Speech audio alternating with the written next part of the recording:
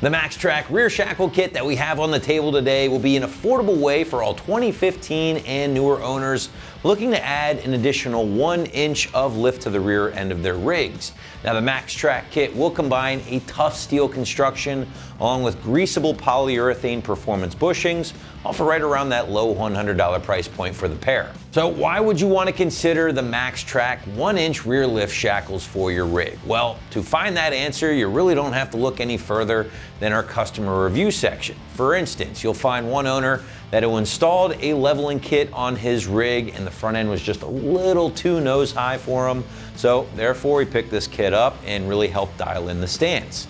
Now on the other hand, we found an owner who did a lot of heavy hauling or heavy towing, and he just wasn't thrilled with how much the rear end of his truck was sagging when fully loaded up. So pulled the trigger on the MaxTrack kit, helped level out the truck a little bit more under load, and seems to be pretty happy with it. So my point is here, guys, there are many different reasons why you might want to consider the MaxTrack shackle kit for your truck, and the customer review section is a very valuable tool to help you make your correct decision for your F-150 at home. So be sure to check those out first. But now that we've talked about why you might want to add an additional 1 inch of lift to the rear end, let's talk about what you are getting here with this kit. And as you can see, you're getting the 2 shackles that will mount in between your truck's leaf springs and the frame to give you that slight bump in rear end altitude.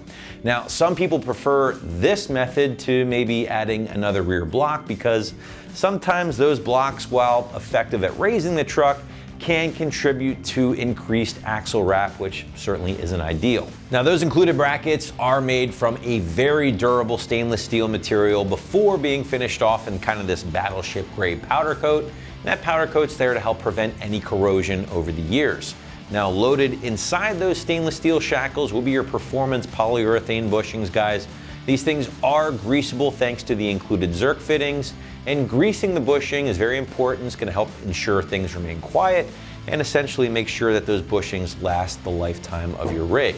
Now, MaxTrack feels so good about their setup here and the quality of their kit that they do back each set with a limited lifetime warranty, and that's always a nice thing to point out. But now we do want to shift gears. We're going to segue into the install as usual here at AT. Site's going to call this one a pretty solid 2 out of 3 wrenches on the old difficulty meter, and I would say an hour at least to complete from start to finish, maybe a little bit more depending on your expertise. But now to give you a better idea of just how things will go down on your rig at home, here's an AT customer to walk you through it. Tools I used for this: hydraulic jack, a couple of wooden blocks, jack stands, and then because my driveway slopes, or even if it doesn't slope, you want to go ahead and chalk your tires to make sure that the vehicle does not roll forward. All of the tools that I used for this install. So here we've got the instructions, the box, the old shackles. I have a 1/2 inch drive ratchet, 15/16 open end box end wrench. I have a 21 millimeter socket, 15/16 socket, 12 millimeter open end box end wrench, a pin or a punch to help line up the holes, small extension since I didn't have a deep socket, and then a rubber mallet. This is a 2015 F-150. We've got jack stands under the frame so that we can keep the frame level. We have a jack under the rear axle so that we can raise and lower the axle to take the pressure off of the rear shackles. So we'll come in under here, under the back side. Right here are our shackles that we're going to be removing.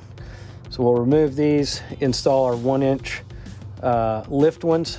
They'll be shorter, so it will lower the leaf spring down so that we get that 1 inch of lift.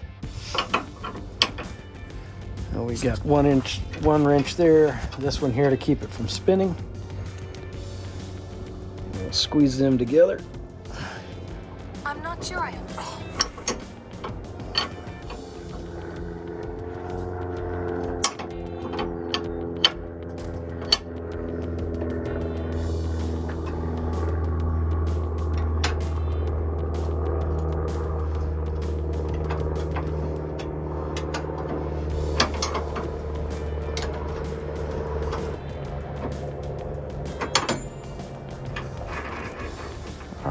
We'll go ahead and just loosen that nut. We won't take it all the way off just yet.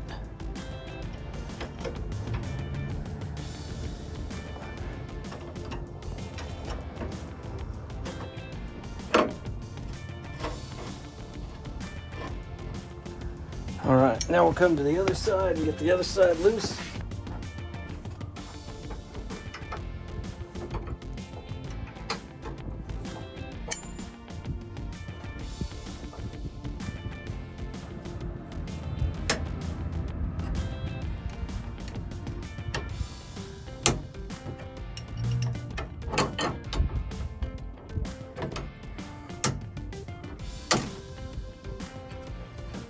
All right, now we got everything loose where it's finger tight. All right, so we've got all our parts out here now. We put just a little bit of lubrication on the bolt and on the ends of the shackle. We'll still use a grease gun and actually grease it after install. The lubrication on the outside just helps with install, makes things slide a little bit easier.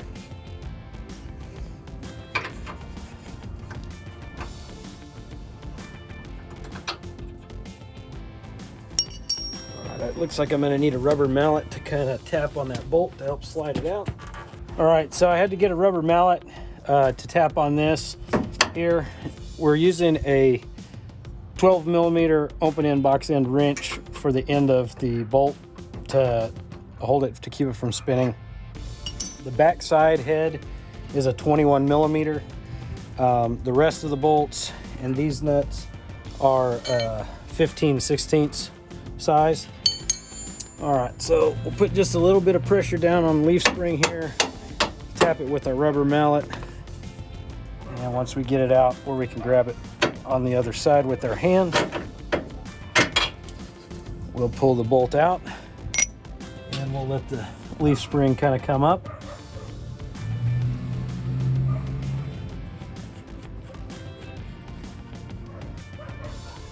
All right, so for this part here, we're going to go ahead and take the other side loose. In order to take the top bolt out, we are going to have to jack the axle up to get the leaf spring below the frame so that the bolt will come out. And that top bolt is the one that's going to be replaced with this new one with the shaved off or flat head to clear the frame. All right, so here we are on the other side, same thing. Put a little bit of pressure back down on the leaf spring to slide the bolt out. And now we're going to have to adjust the jack to get enough clearance to remove the top bolt.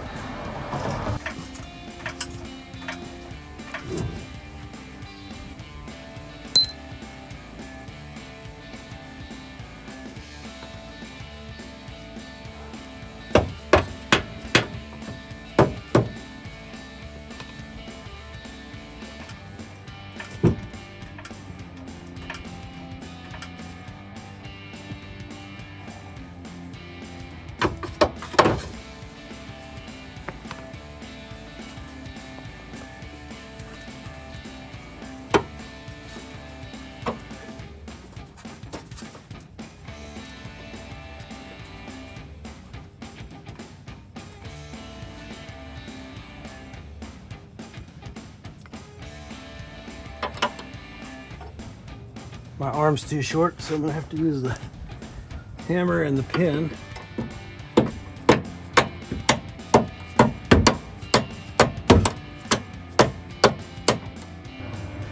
So you can see here we've raised this up enough into the body so that the bolt has enough room to come out over the top of the frame.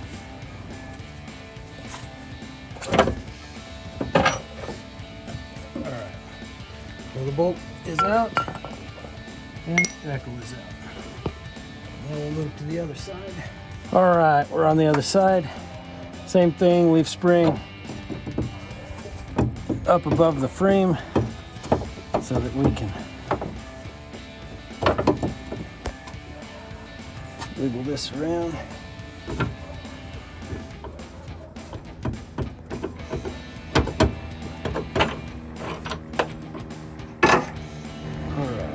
Shackle is out. All right, so we're going to put in the new shackle. it says in the instructions you can put the greaser forward or backwards, whichever way you prefer. I'm going to go ahead and point mine towards the front of the vehicle.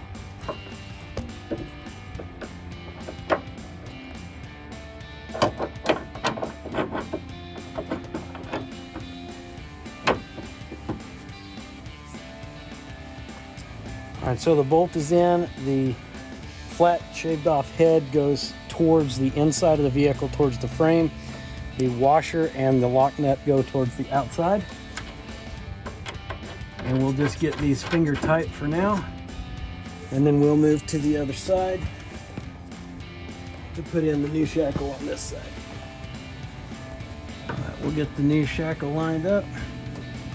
Reach over the top of the frame with the new bolt.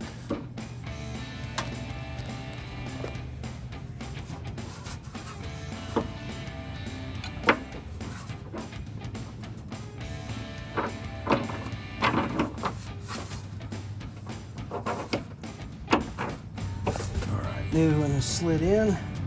Again, the washer and the lock nut go on the outside.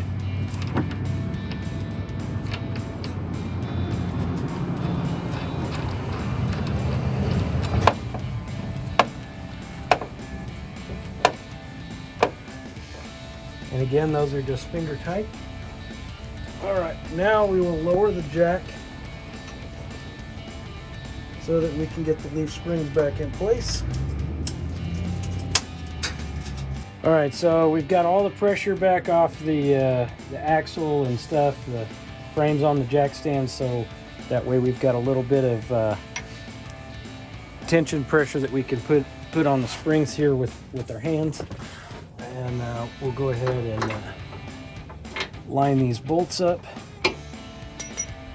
To help us out, we're going to go ahead and use a pin over here to help start getting the hole lined up and to give us a little bit more precision leverage for the other side to help get the bolt lined up.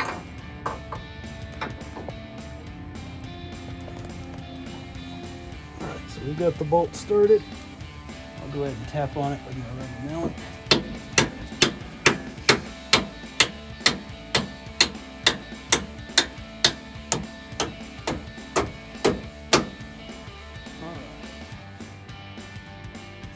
Going to go ahead and go to the other side and get that bolt started before we line everything up and tighten everything else down. All right, here we are on the other side. Same thing, we're going to go ahead and pull this down by hand.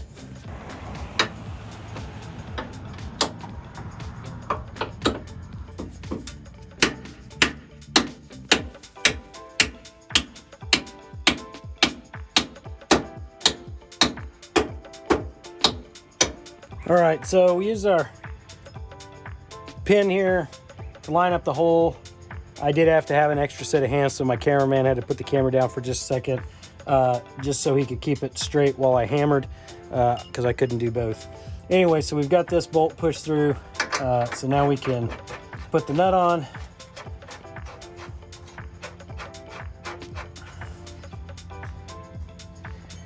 And we will go ahead and tighten this bottom bolt.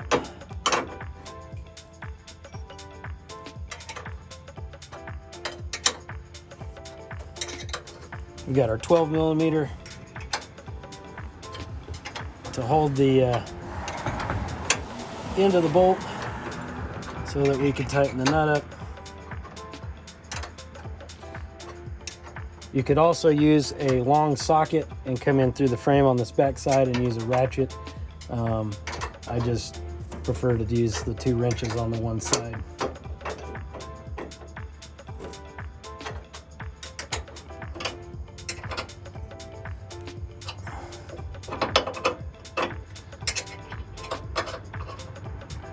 All right, we're just gonna snug that down hand tight for now and move to the other side. So for this side, I'll demonstrate using the ratchet and socket, if you prefer, through the frame.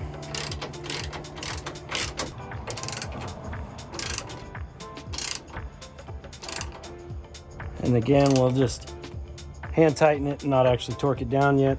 All right, then we'll tighten up the top nut.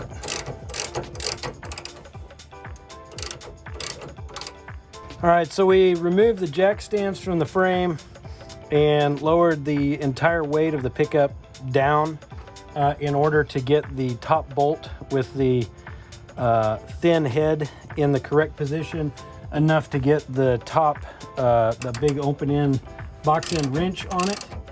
And then we can put our ratchet and socket on here to tighten it down.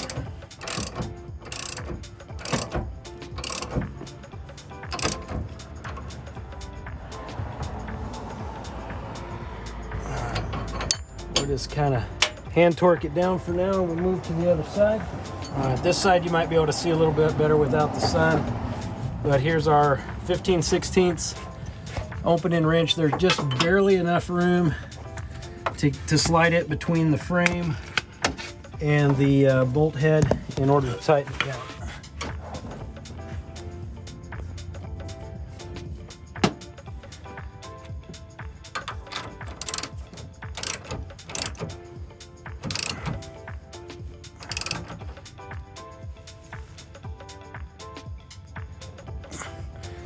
All right, so everything is hand tightened down, and then we'll shake the pickup up and down a little bit, jump on the bumper, make sure everything settles, then we torque everything down, and the install's complete. I'll go ahead and get a tape measure. So before we installed the shackles, I had 16 inches from the top of the wheel to the bottom of the fender. And we are currently sitting at 17.5. So we got just a little bit over an inch without everything being settled. I'm sure once we drive it and everything settles, it'll probably come back down closer to about an inch, maybe just slightly over an inch of extra lift. So if you are looking to give the rear end of your 2015 and newer F-150 a slight boost in height, you'll want to check out this kit from MaxTrack, available right here at AmericanTrucks.com.